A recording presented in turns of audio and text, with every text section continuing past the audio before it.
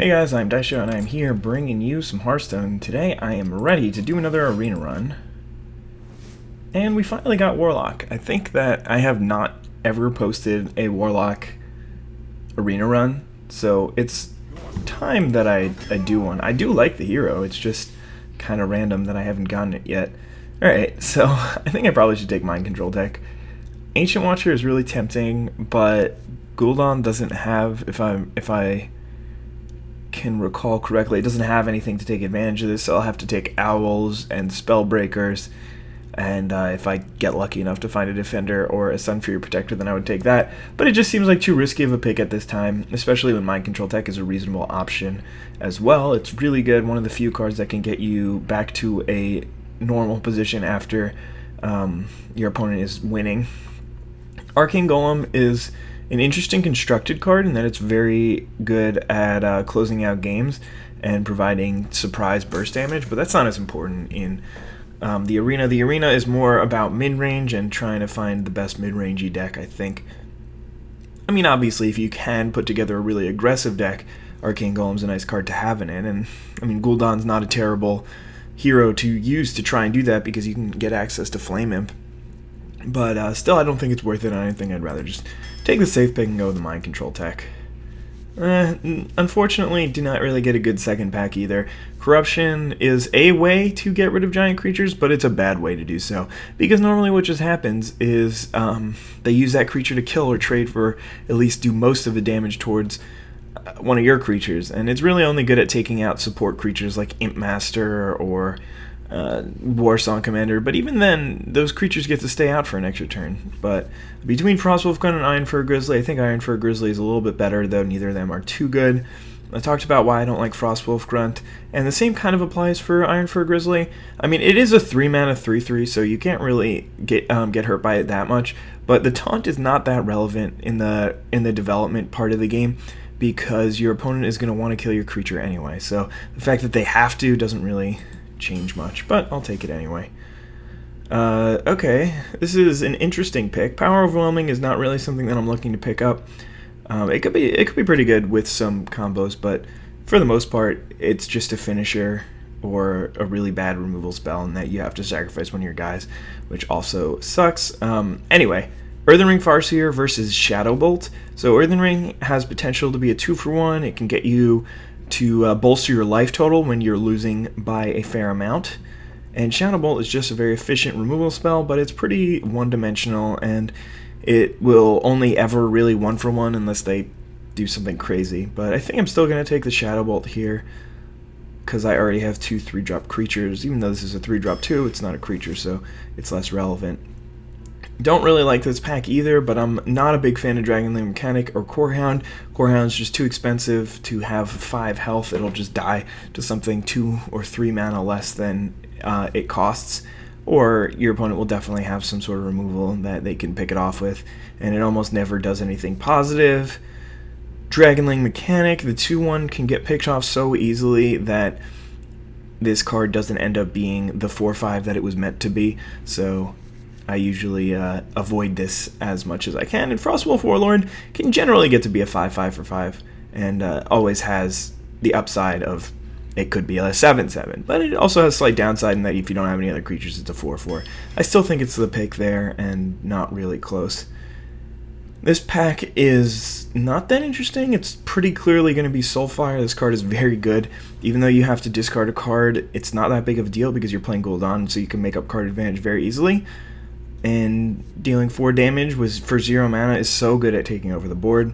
At the same time, Succubus is not very good because it's barely a reasonable play. So often enough what happens is you play your Succubus on 2 and your opponent plays a 2-mana 3/2, so you just had to discard your card and then they're going to trade anyway, so it's very rarely worth it. Novice Engineer is not that good anymore. It's okay, but it does not compare with the power of Soulfire. So, Taurian Warrior versus Amani Berserker. I'm always going to take Amani Berserker. I don't like taunt on small creatures, and Amani Berserker costs a full crystal less. And of course, Archmage is out there and it's a consideration, but I'd much rather go with Amani for now, just to start picking up some 2-drops. And don't really... It's not like Archmage is something that I'm really looking forward to picking up. It's just a reasonable card that I would play. Dark Iron Dwarf got nerfed, but it's still pretty good. It's a little bit better in some spots. If you don't have any creatures on board, then previously you would have had to pump one of their creatures, and permanently, so that was awful. But now that doesn't really matter because you can only pump them for a turn. And now... Oh, I mean, a lot of the time you're just pumping your smaller creatures to trade with bigger creatures that turn anyway, so it didn't get that much worse. It got a little worse, but probably still pretty good in Limited or Arena. Earthen Ring Farseer is significantly better than Snapjaw or Frostwolf Grunt. Neither of these two cards are completely unplayable, but they're both cards that I'm not looking to pick up. This guy's just not big enough. He doesn't have enough attack for him to be worth it. I mean, generally you want your health to be higher than your attack, but at 2 attack for 4 mana, it's really slow, and it takes a while to get some card advantage out of it. You can often get 2 for 1 out of this guy. It just takes too long, and your opponent could be doing much more powerful things on 4 than that. And I think I've spoken enough about Frostwolf Grunt for his entire life. I think I'm going to take the Flame Imp here. You don't really want to pick up so many of these, but being able to start with a 3/2 on turn 1 instead of turn 2 is really efficient. I already have Earthen Ring Farseer, and I have 3 3-drops, so I think it's definitely going to be that. Interesting pick here. Felguard, I do respect. It's interesting because it's sort of like an Overload 1, but it's Overload 1 for the rest of the game kind of thing. So it's hard to tell how much of an effect this card does have on your game, but I think it's going to be worth picking up. It is a demon, which could be useful at some point. If I pick up a Sense Demons, I already have this Flame Imp. And I think it's a little bit better than the Cobra, although maybe it might not be. For whatever reason, my gut is telling me that I want to take Felguard, but I think my brain is saying that Cobra is probably going to be better, just because, I mean, I haven't played too much with this card, so it's hard to say how much of an impact it has. I remember that I did have one draft where I had like 3 of these or something like that. But, alright, I'm just going to go with the Cobra. I think it's a safer pick. Felguard might be better by a little, but Cobra is going to be safer. Alright, so Mortal Coil is a card that I have a lot of respect for. You can get some card advantage out of it, especially if you can get some spell damage plus going. War Golem is an average finisher. I mean, it's really expensive, so it's not bad. But Soulfire is, again, just a card that I think that it's one of the better cards in Hearthstone in general, and it's definitely going to be my pick here. And, I mean, same thing. I do want to pick up 2-drops. I only have 1 so far. Rocketeer is a card that I do have some respect for. I think it's not the worst card in the game. You can definitely get some value out of it right away, which is really nice. But I'm going to take my 3rd Soulfire. I might not take a 4th, but definitely 3.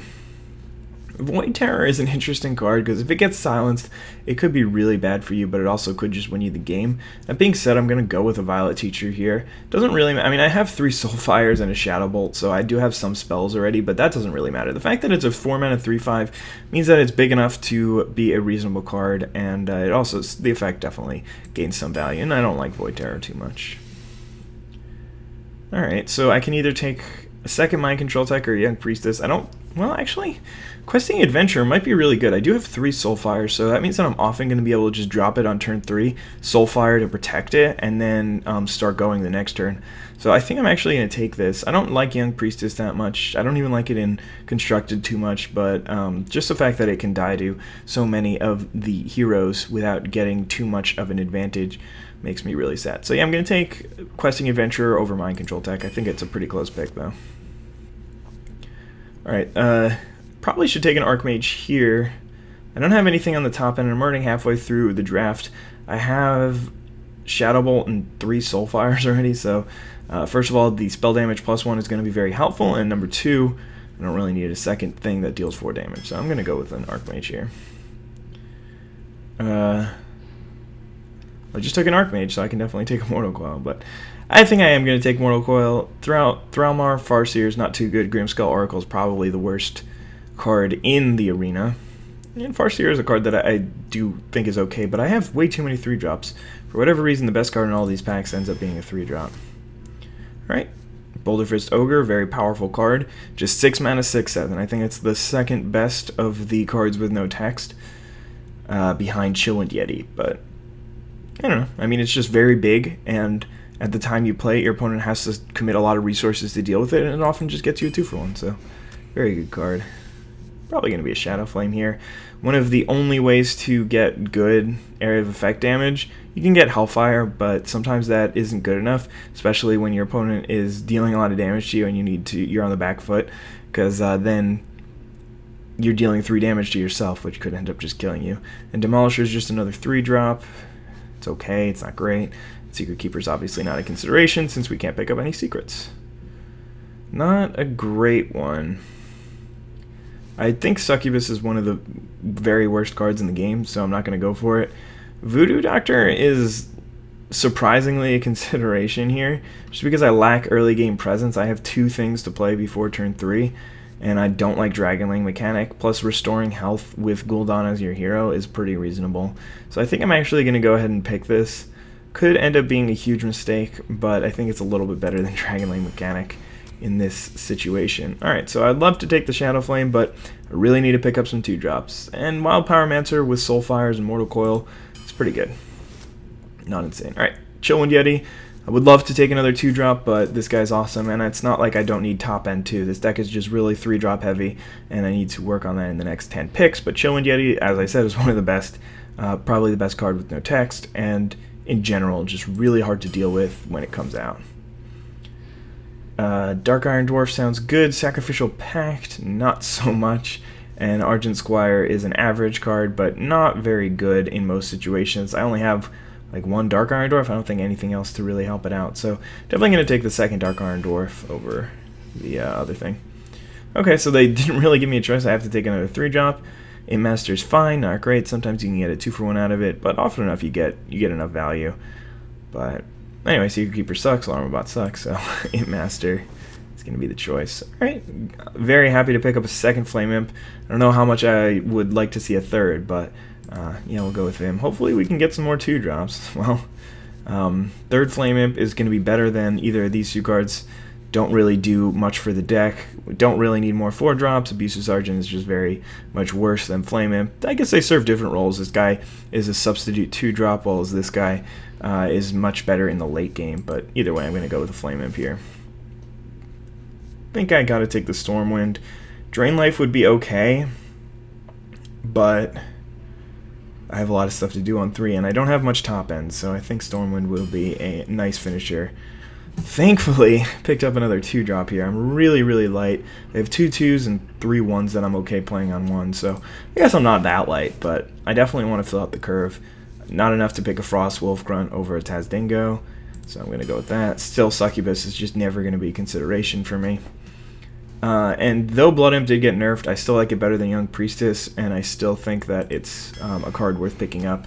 Not necessarily in the multiples that we used to take it, but...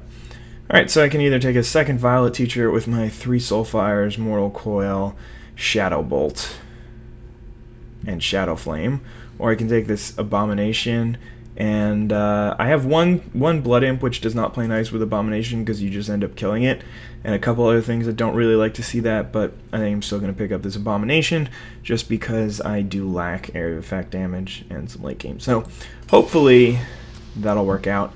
Not too comfortable with the deck. I had to pick up 3 Flame Imps because I couldn't find any other 2-drops. I think these were the only 2-drop 3/2s, or I think I had passed a River Crocolisk at some point for a Chillwind Yeti, or maybe it wasn't Chillwind Yeti. But I really am just not happy with this deck. There are some bad cards in it. It doesn't have too much synergy, and there's just not that much that's good about it. The 3 Soulfires is really nice, and I do have some powerful 3-drops that I can use to my advantage. Good 4-drops as well. So it's not the worst deck I've ever built. It's probably about a 7-win deck. I mean, I don't think that I'm going to do much better than that, but I also don't think I'm going to do much worse than that. I mean, I think that it can definitely get some wins. All right. Let's see what's going on here. Playing a Shaman. Managed to get a ridiculously powerful starting hand. There's no way I'm going to mulligan any of these. I can go Flame him into Berserker, into Coin Chillwind Yeti, and then I'll still have a Soulfire left over if I ever need to cast it. So can't really get much better than this hand in this deck. I mean, there are probably a couple things that could help out a little bit better, but for the most part, this is exactly where I want to be. I get to play a 3-2 without even burning the coin on turn 1, take a few damage, but that's to be expected. I'm using my life as a resource, and hopefully I'll just have control of the board so I won't need to worry about my life. So my opponent makes the decision easy by rolling the Stoneclaw Totem. Obviously just gonna go ahead and attack into it. Nothing better to do. Play a 2-3. I could have coined out Voodoo Doctor. No real reason. I mean, the only reason would be bolster my life total back up so that I can keep drawing.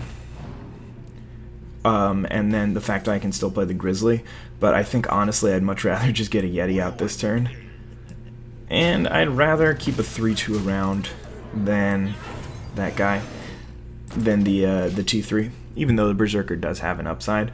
But, alright, so this is going really well. So I get to coin out the 4, and I still get to play Dark Iron Dwarf next turn if I need to. It's going to be hard for my opponent to play something that will make me need Dark Iron Dwarf, but that will do it. That is definitely one of the few cards that would make me do this, but the fact that I do have Dark Iron Dwarf in this kind of situation is very helpful. My opponent could finish this guy off with an Earth Shock or a Frost Shock or something like that, or even like a, I don't know, there's a number of things that he can do to come back from this spot, but it's definitely looking good for me. Earthen Ring Fireseer is not a big deal. I can easily trade off or eat it with this. Okay. Neither of those two are too concerning. I'm gonna use my Mortal Coil here. Finish that guy off. Emperor Cobra, sure. I also could have Voodoo Doctored this earlier, but anyway. I think I'm just gonna play a little bit. Actually, it doesn't really make sense to play into Lightning Storm when I don't have to. So I'm gonna trade here instead of playing further into Lightning Storm. Then again, I could have just drawn, or I could have also just Shadow Bolted that, but I guess I like keeping my removal. Yeah, and we'll just drop Grizzly. Even if he does have Lightning Storm, this makes him want to cast it, and this thing will still survive, and he's going to be overloaded the next turn, so it's looking pretty good. Sure, you got a bolt. Trading 1-for-1 obviously is fine for me. It's not ideal because my opponent just wants to catch up here, but it's okay, and he gets to catch up on mana that way. Alright, so we're going to draw first because I think that the play is just going to be a Violet Teacher.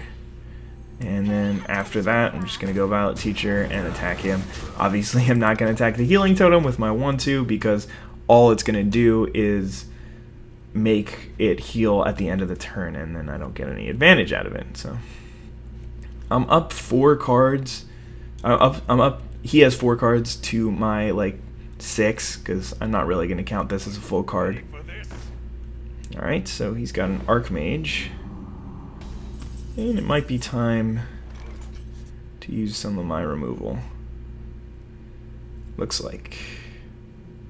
See, I've got 8, so I can actually do 16 to him this turn, but not really going to be worth it. And I don't think I want to use my Wild Pyromancer. Let's draw first. 3rd Soulfire. Okay.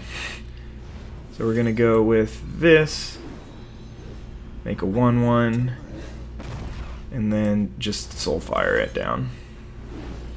And I am going to finish off the totem just because I am winning by so much that there's so little reason to not do that. And I think I'm actually just going to Voodoo Doctor up my Dark Iron Dwarf so that he's not going to die to any mass removal that my opponent may have.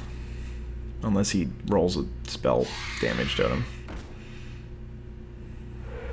Alright. Nice little combo he's got there. Let's see. I think we have him dead here. I'm just going to count 6, 10, 11, 12. So I actually do need to not discard one of my Soulfires.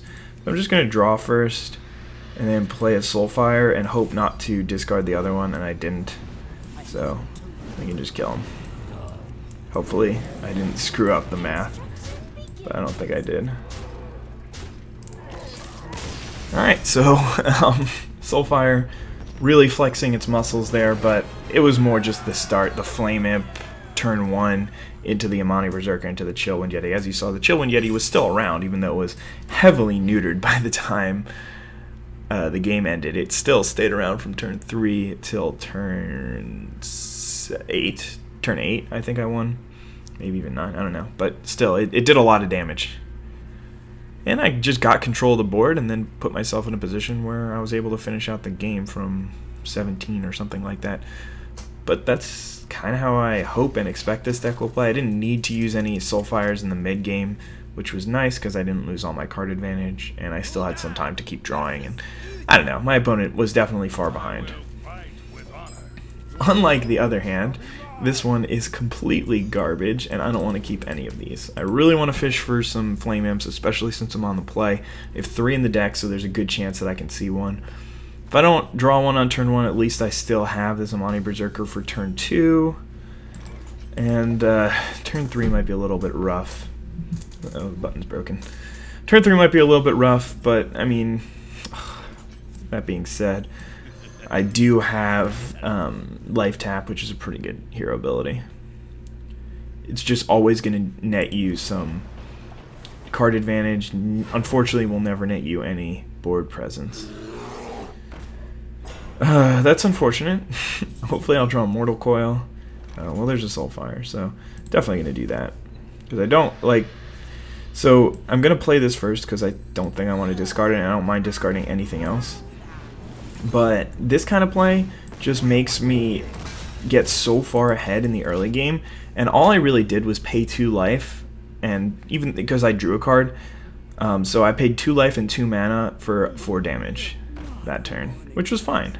It's not a great use, but here I'm gonna be able to do a lot, because I'll be able to Dark Iron Dwarf this to go ahead and enrage my guy, and then finish off the 1/1. I guess it's a little bad against Consecration, but not even that bad. True Silver, sure, like that's just to be expected in this kind of situation. True Silver's a really powerful card, so of course he's going to be able to gain some advantage out of it. But it is a little slow, and I'm going to be able to continue. I'm going to draw a card first, because that's probably going to be my play. Draw a card, and then play this thing. Because now my opponent, I mean, he's pretty far behind. He has to deal with a 3/3 and a 3/1. He's going to be able to take out the Dark Iron Dwarf for free. But since I didn't have to pressure any of his creatures last turn, I was just able to draw, so I can get my card advantage back from losing the True Silver. And I have a significant life advantage, even though I've played a Flame Imp and drawn twice already. Another Imp Master, interesting. And he's also got one of those. Alright, so a number of things I can do here. I think I'm going to start by... No. Let me think. So I'm thinking this is Noble Sacrifice. So if it is... Yeah, then I think I want to start by attacking here. Thank you very much. Appreciate it. And then I'm just going to attack here and then Mortal Coil this. We can see, hopefully... Can't really deal with that. Alright, well, we'll trade the Voodoo Doctor instead of the Earthen Ring Farseer.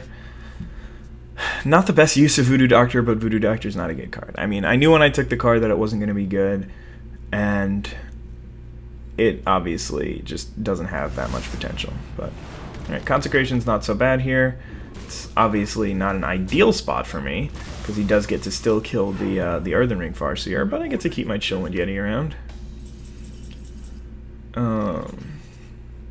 Interesting draw. I think I'm gonna draw a card here.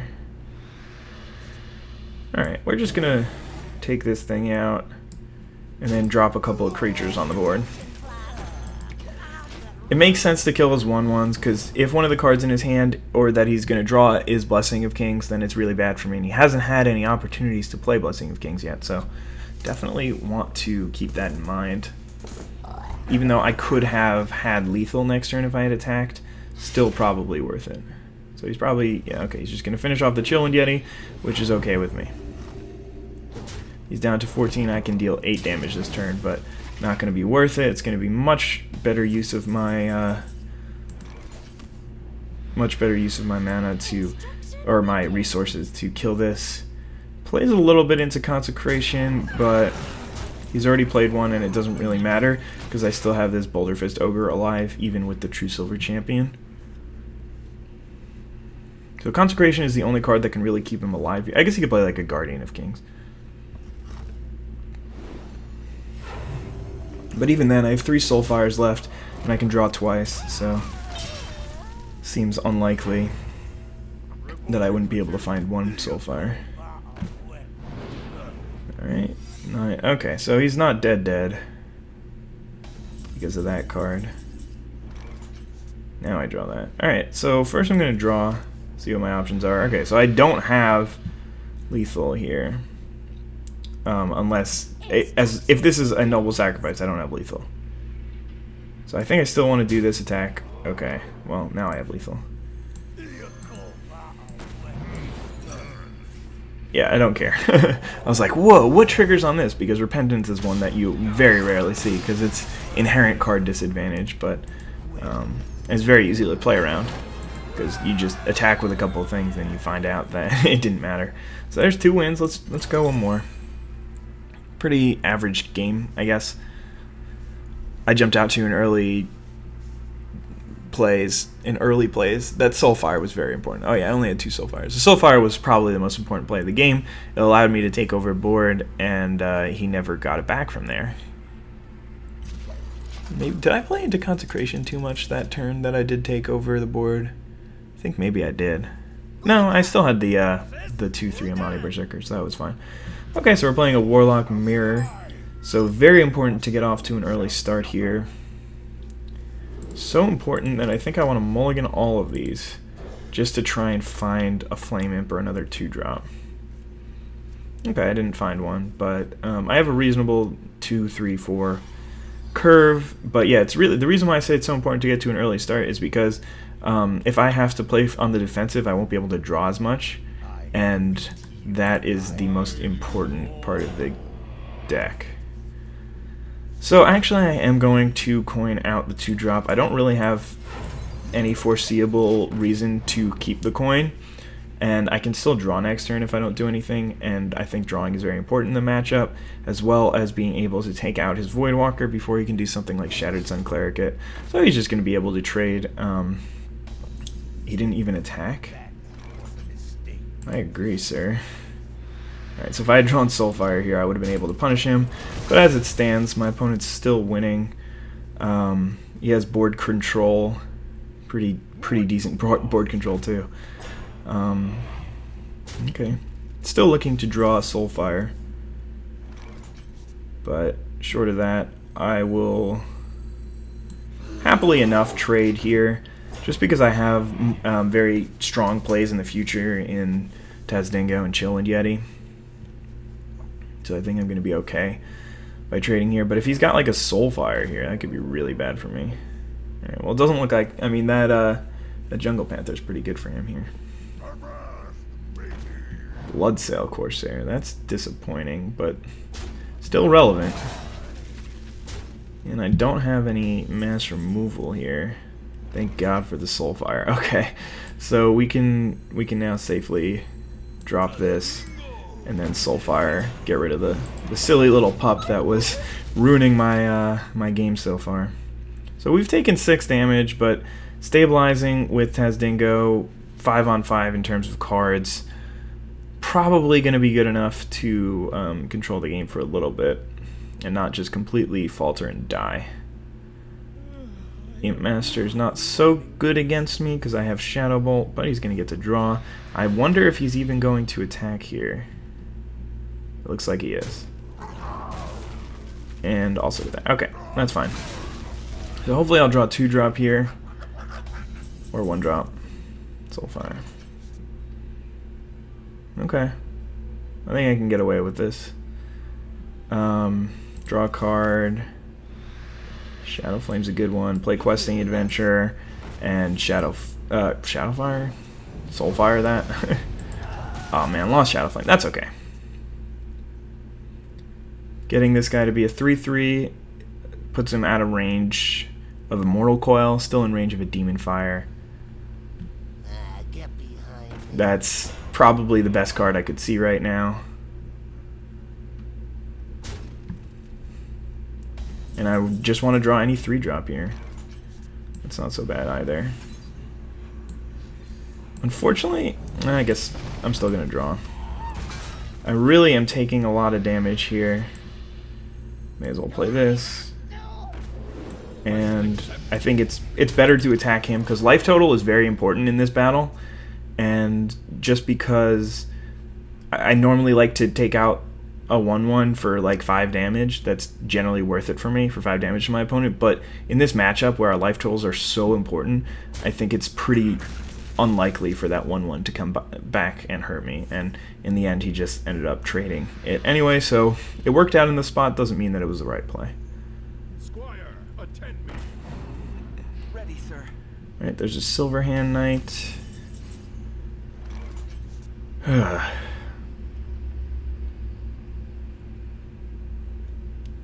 This is a tough choice.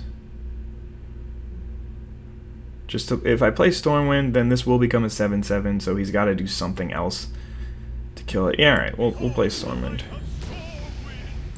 And I'm just going to attack him. And hope to pump this, I guess. I don't know, pumping this is actually better, because now he can't kill either of my creatures unless he has something in his hand. I don't really want to play these Flame Imps, though. They'll take me down to 13 right now, which is not good. So my opponent has to have something in hand right here in order to even survive. Kodo doesn't do anything because I have 13 power on board and my opponent can't even kill either of my creatures unless he's got Immortal Coil in hand. So not going to go ahead and say well played yet because he still has 1 mana left, but it's definitely looking pretty good. Even if he does take out the Questing Adventurer, I still have Stormwind and 3 creatures in hand. Well, looks like he might have Immortal Coil. Nope. Got nothing. Alright, so 3 wins right in a row, pretty convincingly each time. This was probably the closest. Maybe not. I don't know. It wasn't that close, to be honest. I was a little worried that he might have some things, but even so, I would be way ahead. So, yeah. Deck is looking pretty sweet. I'll see you guys in the next video. Thank you guys for watching. Hope you enjoyed. Have a wonderful day. Bye.